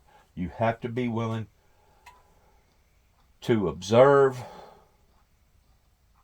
analyze, dissect, and then come up with a solution if you're going to survive.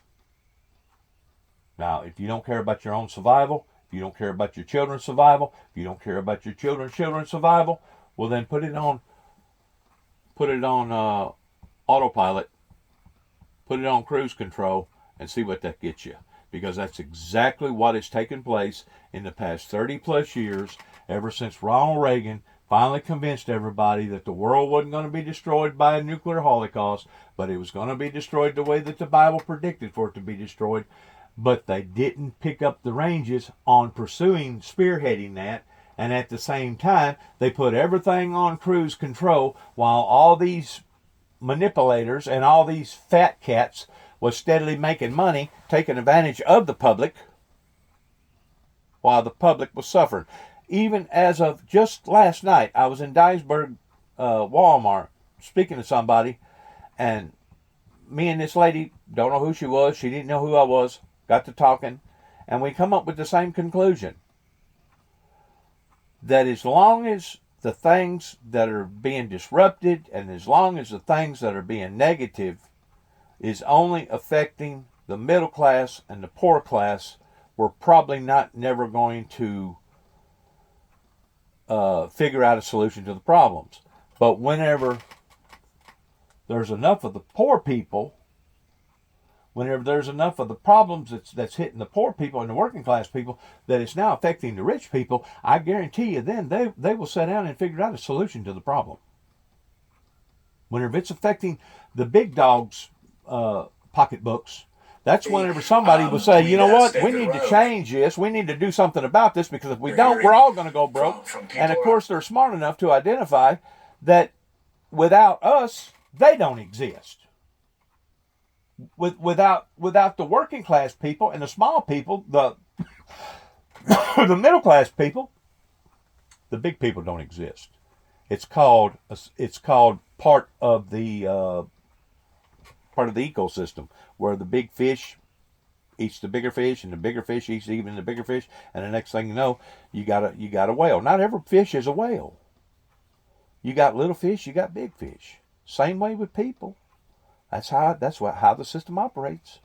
That this president and those around him are trying to intimidate critics into silence, or are they going to be seeking retribution from day one? I mean, I wouldn't assume that they won't seek retribution, and I wouldn't even assume that they wouldn't stretch it to areas that would get into gray areas. Once more, this is a hypothetical question, and I'm sure he's going to give a hypothetical answer. His presidency is going and who he's agitated with at any given moment. I think the biggest story is the one you just put your finger on. You were saying you think there's 6 or 7 or 8 senators who at the end will probably do the right thing and might oppose some of these nominees.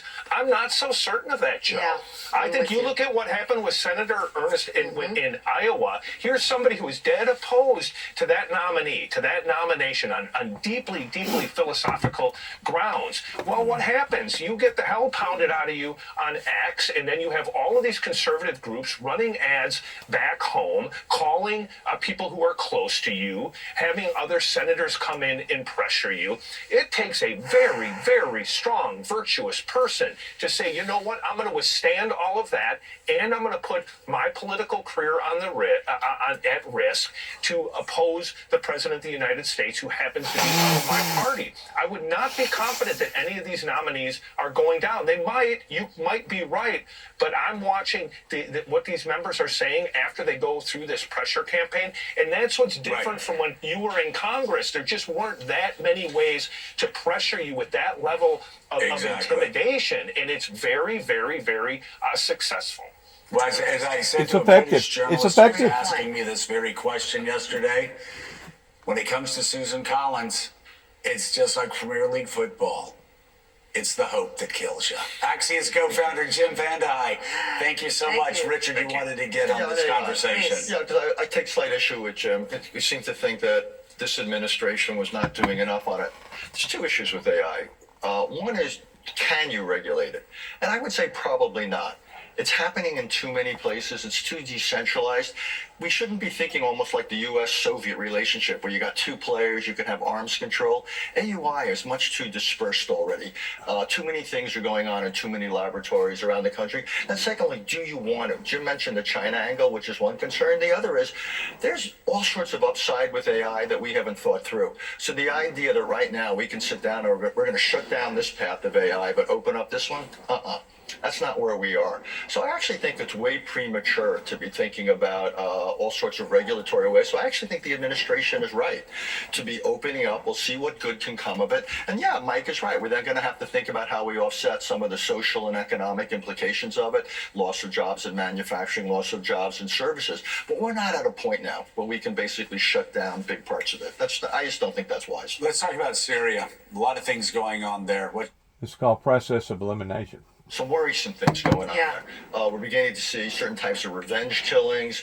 The Turks are using this as an opportunity to go after the Kurds, which they see as terrorists rather than a legitimate national group. Israel's moving in to create a strategic buffer. These things don't usually go well.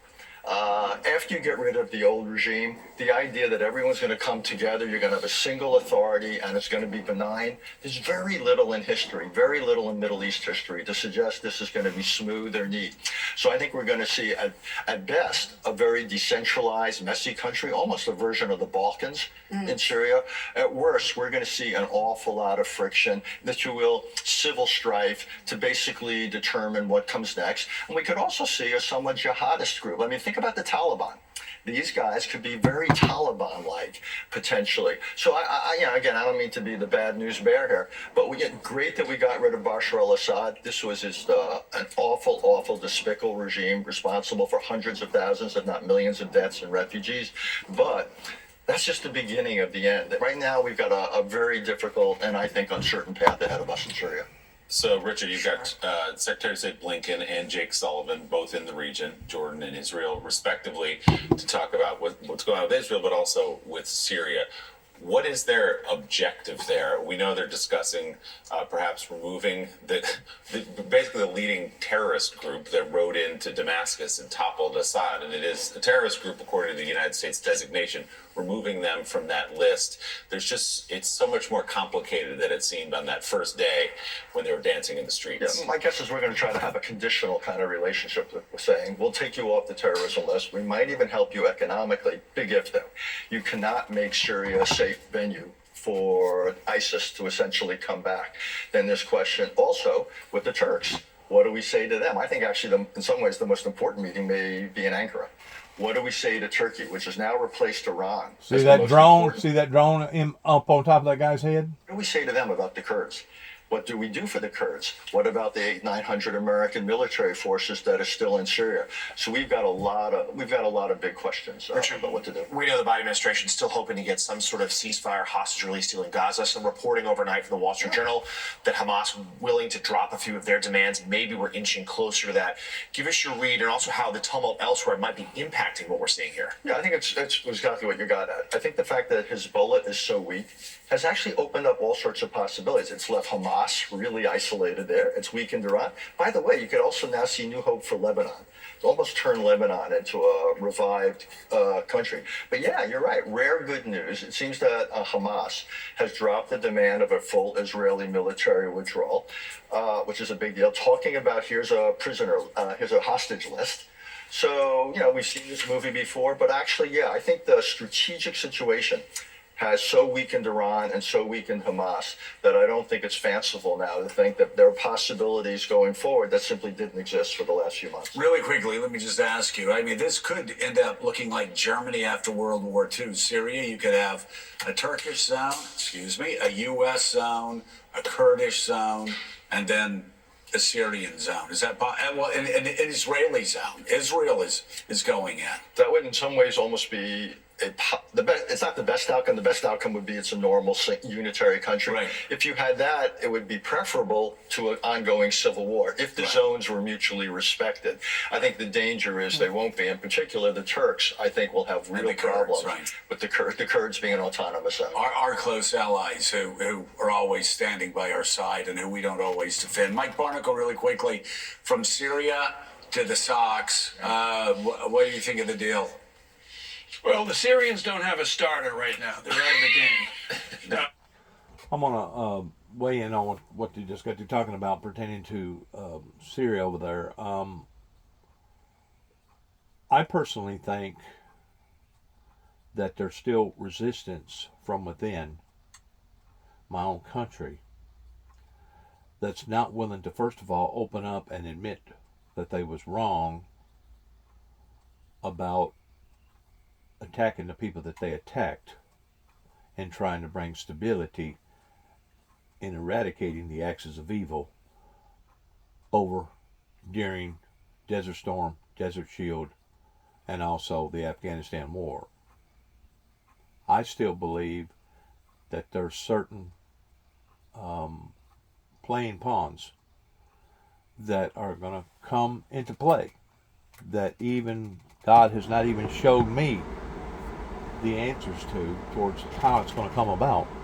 But I still think that whenever it's all said and done with, the plan of God regarding what it talks about in the Bible is going to be fulfilled regardless whether the people in Martin, Tennessee want to support it, regardless whether the people in Kenton, Tennessee want to support it, regardless whether the church people want to support it, regardless whether the non-Christian people want to support it.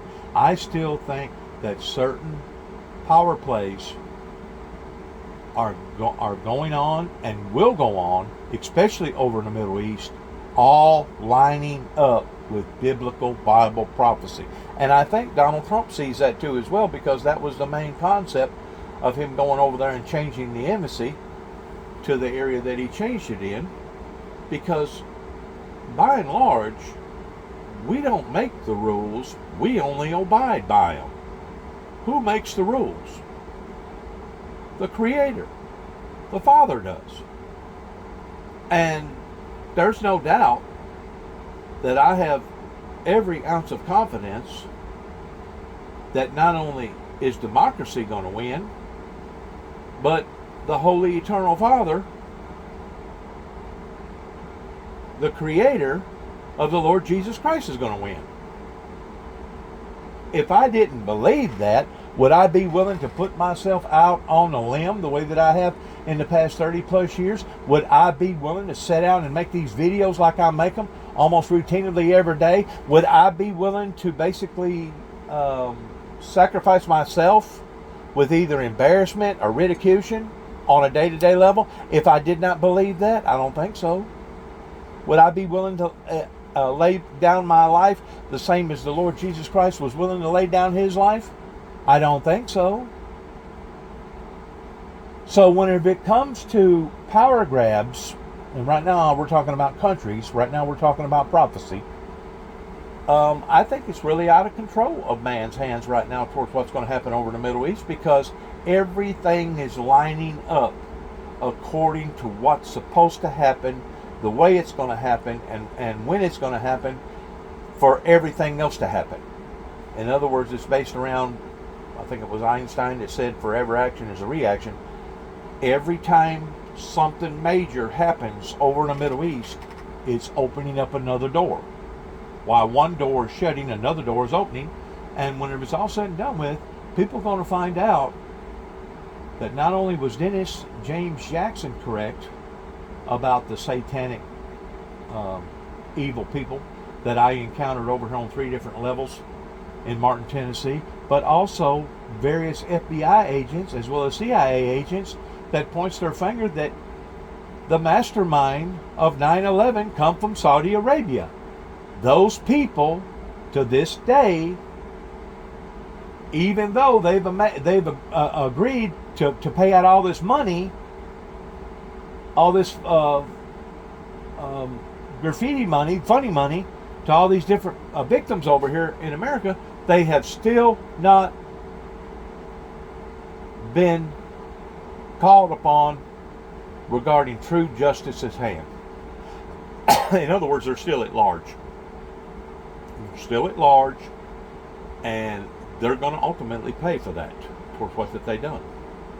And there'll be certain politicians, I'm afraid, that will ultimately pay pertaining to their careers or pertaining to their reputation that they thought was this way. Now people are going to find out, oh, that was all incorrect, wasn't it? Just like a lot of our history, especially science, whenever you get to looking at geographic history, we're finding out that, wow, we have been misled and not told correctly about so much stuff, not just Plymouth Rock pertaining to where Columbus supposedly discovered America, that we're now finding out he didn't discover nothing. He landed on America. He was one of the founders that helped to found America pertaining to colonizing stuff of the knowledge that they brought from overseas to over here. But then again, look at what we've done too, as far as contaminating our water, contaminating our air, contaminating our trees and our livestock and our animal kingdom and everything else. Look at the damage that the white man has done, the European white man has done by coming over here to America. But what that's irrelevant in what I'm talking about right now. What I'm talking about is that so many things now are being looked at in so many different angles, from fossils to finding stuff in the North Pole to understanding things that we didn't understand before, just like having machinery to go down into the far oceans or go down into the Amazon forest and discovering basically cities. That's basically turning history on its head, of Greek mythology no longer being mythology, but now it's being factual. There was actually cities that got drowned out during the Great Flood that never did come back. Lost Atlantis or who? Well, there ain't no telling how many cities. And yes, I do believe that the primitive era did step off into a realm of technology that even to this day we can still not duplicate. We can still not duplicate towards what they've done as far as cutting stones and putting them in areas with so much accuracy. Isn't something happened already? You want to get this right. You don't want to have anybody, a defense attorney, be able to attack what you've done. You have to get it right. We expect that to be issued any day now, and at the second that happens, I'm issuing a warrant for extradition. I've already told the governor of Pennsylvania in multiple conversations, Josh Shapiro, and he's working with me on this. So I want to get him back here in the state of New York and run him through our criminal justice system, because that horrific attack occurred on our streets, and the people of our city deserve to have that sense of calm that this perpetrator has been caught and he will be never seeing the light of day again if there is justice. You cannot assassinate an individual on the streets of New York. Not now, not ever. Yeah, just in the last 24 hours, as Mika said, we've got shell casings that match the gun he used. We've got fingerprints in the water bottle and the candy bar wrapper as well. I just want to dig a little deeper on the extradition, because he is fighting extradition. Some people say this could take a long time just to get him back here. What kind of timeline do you expect once you submit that warrant to Governor Shapiro of Pennsylvania? A year. I will issue it, he'll sign it, but the judge has already set a date for a hearing on December 23rd. We'll see whether that date has to hold. The governor and I both want him brought back to New York as soon as possible.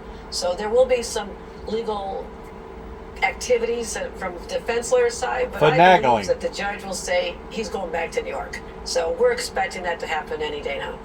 So, Governor, we obviously have learned somewhat of this suspect's writings, and there may have been targeted this individual who was a CEO of a healthcare company. But there's been great alarm in the business community among chief executives since this shooting. There's no greater hub of chief executives than obviously New York City, Manhattan in particular.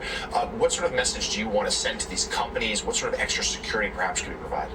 I already spoke to them. I spoke to Kathy Wild, who runs the partnership, the largest organization representing many CEOs. I've called them individually, and I said this: bring together your top security officials with my state police and our intelligent leadership at NYPD. Let's have a meeting and we can share information, not just best practices, because they always have top-notch, usually former law enforcement, security forces. But when I see some trend occurring from our intelligence that a certain classification of individuals are being targeted, a certain industry, we can share that information. So I want to be much more proactive and work with them closely to protect them. We protect everybody on the streets of New York, not just CEOs. Everybody deserves the protection of our law enforcement. I want to make sure that happens. It's my number one priority. Well, on Safety, that note of safety, broader safety. public safety, this comes at a time where that's been under real spotlight here in New York. We just had the verdict in the subway case, the Jordan Neely case. This obviously, what message do you have for New Yorkers and visitors alike? It's obviously the holidays here in New York, crowds are here. And is there more that you need to keep the city safe? We're going to make sure that people have that sense of security they deserve. I'll be making announcements shortly about our activities in the subways, for example. A lot of people come here, they take the subways. It's the best way to get around, we know that. And I've actually still have the National Guard that I spoke about on this show back when I put them in the subways in the spring, when we started seeing a spike in crime. Crime on the subway is down to pre-pandemic levels. I understand people may not feel that way. There's a lot of anxiety. I understand that to my core. But that being said, the subways, which carry now over 6.5 million people, we still have a small number of incidences. But I'll tell you what bothers me the most is the anxiety people feel when they see someone in the throes of a mental health crisis. And they don't know whether this person is going to be self-contained and just make some noise and activity, or whether they're going to do harm to them. And that is something no one should have to face. And so what I'm going to be working on, and I'll tell you this, it's coming, we're working more on the whole issue of involuntary removal. We have a program for that, but here's what happens. If someone doesn't take care of themselves, we can remove them. They go to the hospital, they're cycled back the next hour. I mean, the system is not working, and I have stronger regulations on that are going to affect just in a couple of weeks. So we've opened 1,000 hospital beds, so people who really do need care get the care they need. The system has failed people, and I want people to feel safe. They deserve that here in the streets of New York. And picking up on that, as you want to, and all of us want to see people feel safe, the way you deal with mental health situations has to be escalated as you are beginning. And the concern some of us have, and I preached Jordan Neely's funeral, is that you cannot therefore inspire people to take law into their own hands and ends up with fatalities. We have a verdict, you have to live with the verdict. I may have disagreed with it, but that's not my debate. My debate is, how do we deal with people that have mental health issues but not inspire other people that they can take the law in their own hand, and we end up with people dead for whatever reasons that have had a mental health problem. We can't overlook that. Jordan Neely never should have been in that situation. She should have been identified as someone who has mental health issues, and he should have been in compassionate care. And I've allocated $1 billion, more than any governor in this country, for mental health, because I know at a human level, he deserved that. Everyone deserves that. But society deserves to feel safe and not threatened from individuals who are not getting the care they need. So we have more to do. I've been laser focused on this mental health issue for the last 3 years. We have over 750 people who are long-term homeless in our subways. Some of them seem threatening people. They're now in supportive housing because of the work that I've done with the mayor as well. So this is how we're doing it. We're going to this. I was there yesterday. going into the subways, identifying people who need help and saying, we're here to move you here so you get the help that you need, and the people you've left behind in that system are going to feel a lot safer. We have to be aggressive about this. This was a difficult case for a lot of New Yorkers. They understood the tragedy of Jordan Neely. They also saw a lot of the police cams that showed almost everybody on that subway saying they felt like their safety was in danger. And so most of them did not see Daniel Penny as a bad guy. But they felt like their safety was in danger. And there was, I thought, a really good New York Times article explaining how the fear that New Yorkers felt is what framed that tragedy. And so you have the mental health. To me, that ain't a good just reason. I mean, it is at the beginning, but whenever the guy got the guy down, after about 5 minutes of holding him in a lock, the fear should have dissipated. And at that point in time, people should have automatically went over to the next level of, hey, you're going to kill that guy if you don't watch. He's already subdued. Let's set him up. Let's tie him up. Let's do whatever. Don't kill him. But the threat is over with. Let's go to the next level. They didn't do that. They did not do that. They sat there or stood there and basically allowed for that man to die. Now, getting back to the mental health issue, that's going back to Ronald Reagan. It was Reagan that basically lowered the guardrails on these individuals and said, you know what, put them out on the streets, which was really a sorry thing for any president to do, by taking people that he knowed had major illnesses and basically attack their own citizens with. That's, to me, that's very unfortunate whenever it comes to stuff like that. And of course, since then, it's only grown and grown and grown for the past 40 years, and it's gotten to the point of where it is now, that now we see mental illnesses pertaining to people either being born already addicts, or becoming addicts, or getting in contact with the wrong chemical, or the wrong this, or the wrong that, and the next thing you know, it turns them into monsters. That's what we have on the streets. And until the lawmakers are willing to accept their losses pertaining to their failures, and until they're willing to change some of these programs, or change their actions and what they do and what they don't do involving people's safety, we're only going to see more of this. It's only going to get worse. In other words, they're just talking to be taught. They're just talking right now basically to be hearing yourself talk, because it's so much of it. And it's going to take a major movement, not just in New York, but all over the country, to get it turned around. I don't have an answer to that.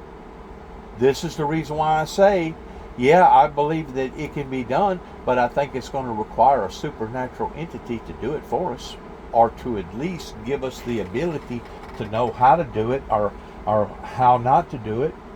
I think it's going to take the guidance of the Holy Spirit to be able to get this thing turned around. And it won't be turned around overnight.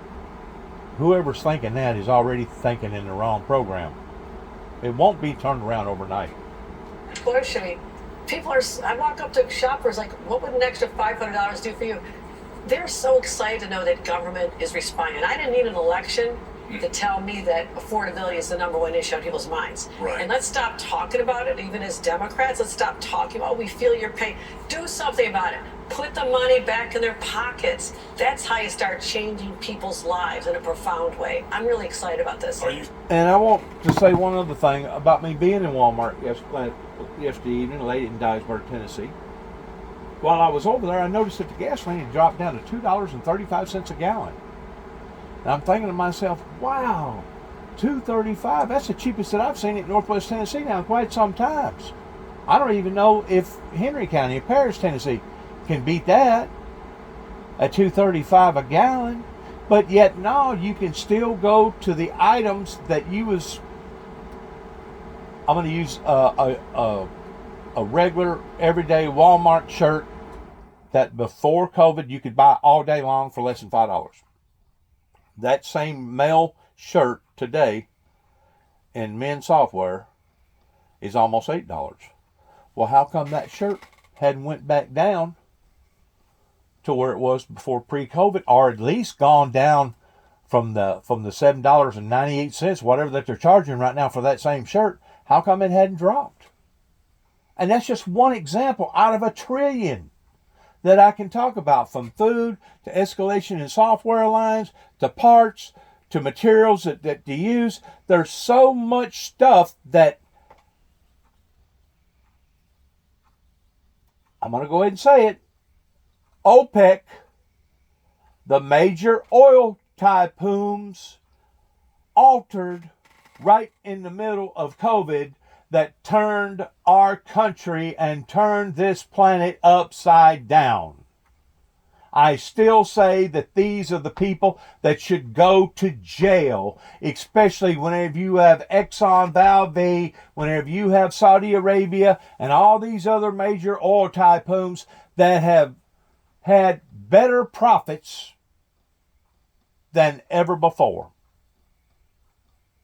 Now you tell me who's dictating and who's dominating and who's affecting whose life.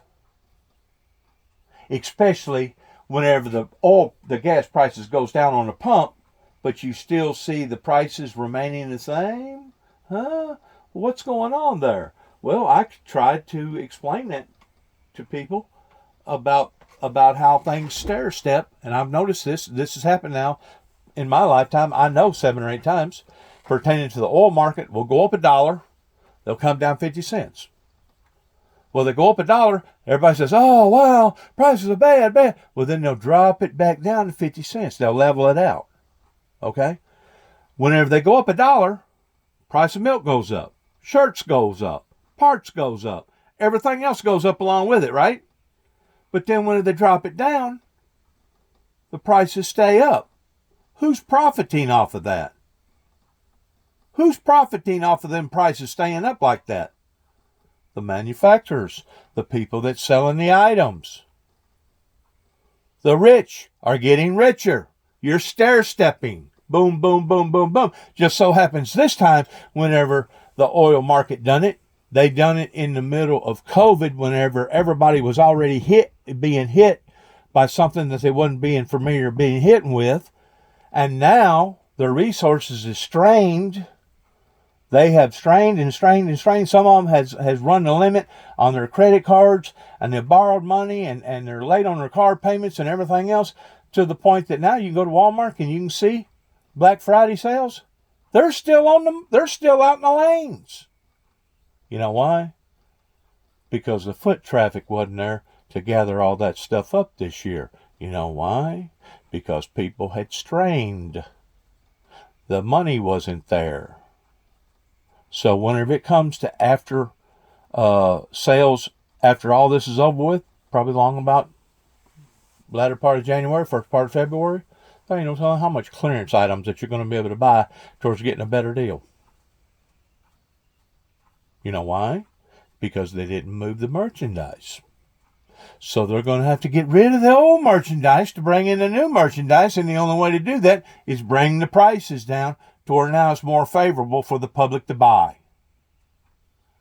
As I said a while ago, me and a woman was talking in Walmart, Dyersburg, Tennessee, that until this travesty starts affecting the rich people, they're not going to do nothing about it. It's only until there's enough hurt with the small people, the middle class and the poor class people, that it starts affecting the upper class people, then they'll do something about it. Then they'll start sitting down and saying, you know what? What do we need to do here? How can we change this? And how can we prevent from this ever occurring again? Because the people is wisened up. Like I said, for the past 7 or 8 different times, I think it was back in the late 60s, whenever they had a period of gas competitions with various companies around here, and I'm sure it was going on nationwide. And then they went through the gas shortage. And of course, you can also look at another gimmick that they played on the American people, because at one time diesel fuel used to be a byproduct that used to always be cheaper than gasoline. Well, then the car manufacturers started promoting, well, buy diesel car, buy diesel truck, buy diesel car, buy diesel truck. It's cheaper. Well, it was cheaper on the front end, going back into the 60s and the 70s. And then after everybody went to diesel, guess what happened to the price of diesel? Boom. Now diesel fuel is about 50 to 75 cents more higher now than gasoline. We're being played, folks. We're being played by these mega marketing schemes that now has come back and bit them in the ass. I can't say it no better. And there's no doubt you're going to see more ragged cars. You're going to see more ragged people for the next couple years before we finally crawl out of this than what you've ever seen in your entire life. You know why? Because those are the people that's sifting through the cracks. And there's no way for them to maintain that same lifestyle. They're not going to be able to buy a truck every other year. They're not going to be able to buy a new combine every other year. They're not going to be able to buy new clothing every 6 months. They're going to have to keep what they got and take care of what they got. So you're going to see more of a dilapidated public than what you've ever seen, especially in some of these other countries. Oh, in some of these other countries, it's sure enough going to get bad towards people having to do without and sacrifice. Why? Because of what the mega oil companies have done. Those that are associated with the oil industry needs to go to jail.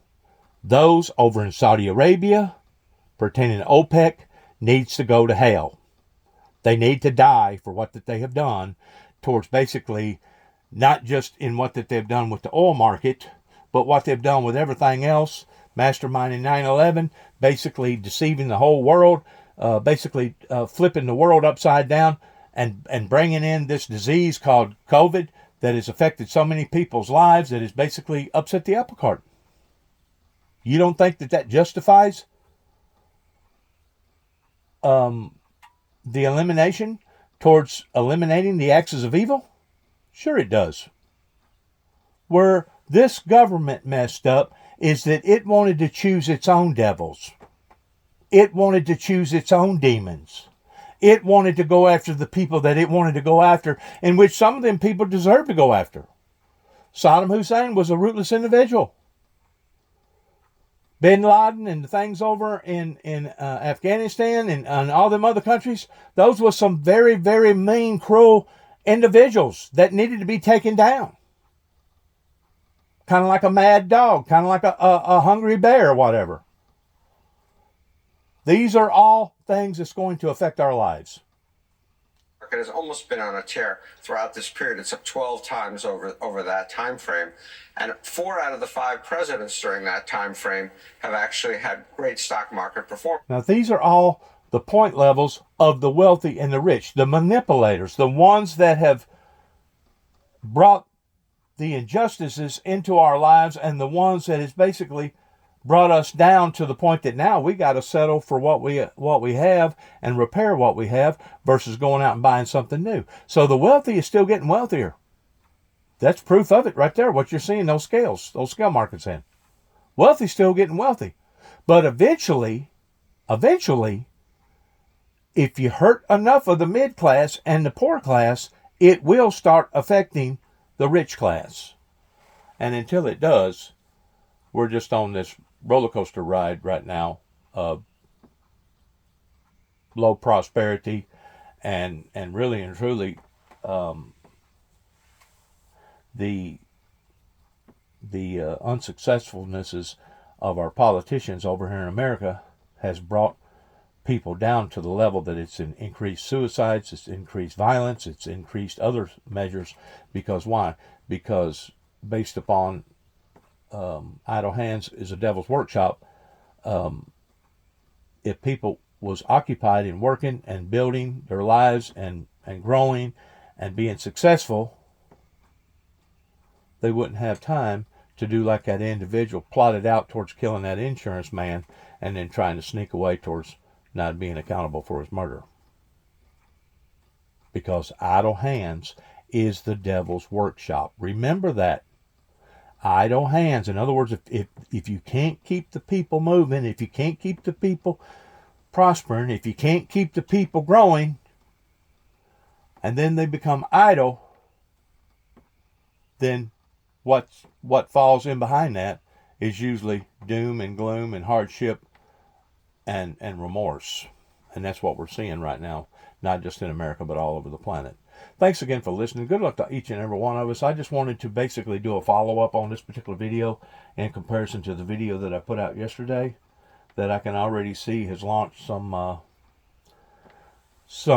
raised eyebrows regarding decisions being made with the Federal Bureau pertaining to the FBI and other major law enforcement institutions that basically Donald Trump and his cabinet members are going to modify or tweak or even disrupt. So we got some major changes coming into the play, and I just pray to God that people will sit down, they'll learn to talk, they'll learn to be inspired by the Holy Spirit in where we go, what we do, and the purpose in behind it. Thank you for listening. Good luck to all of us. Good luck to each and every one of us. Want to say God bless America, God bless our troops, and God bless our endeavors towards where we go from this moment on. Shalom.